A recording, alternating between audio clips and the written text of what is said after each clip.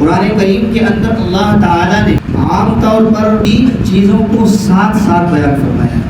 ایک تو اپنی عبادت کے ساتھ اللہ تعالیٰ نے والدین کے ساتھ حسن سلوک کو بیان فرمایا.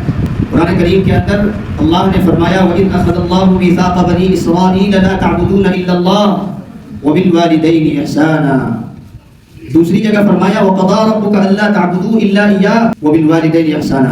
اسی طرح فرمایا ان اشکر لی وَلِوَالِدَيْ، میرا بھی شکر ادا کرو اپنے والدین. تو پہلی چیز یہ ہے کہ اپنی عبادت کے ساتھ اللہ نے والدین کے ساتھ حسن سلوک کو بیان فرمایا. اور دوسری چیز یہ بیان فرمائی اللہ پاک نے ایک ہی ساتھ کہ جہاں بھی ایمان کا ذکر فرمایا تو عام طور پر اللہ پاک وہاں عمل صالح کو بھی بیان فرماتے ہیں. آپ پڑھتے ہیں ان الذین آمنوا، صرف اتنا ہی نہیں فرمایا ہے وعملوا الصالحات. جہاں بھی ان الذین آمنوا آ گیا تو وہاں عملوا الصالحات آتا ہے کہ ایمان کے ساتھ اللہ نے اعمال صالحہ کو بھی بیان فرمایا. اور تیسری چیز اللہ پاک نے ایک ہی ساتھ بیان فرمائی ہے وہ ہے زکوٰۃ، کہ جہاں بھی اللہ نے نماز کا تذکرہ فرمایا تو وہی زکوٰۃ کا بھی ذکر فرمایا ہے.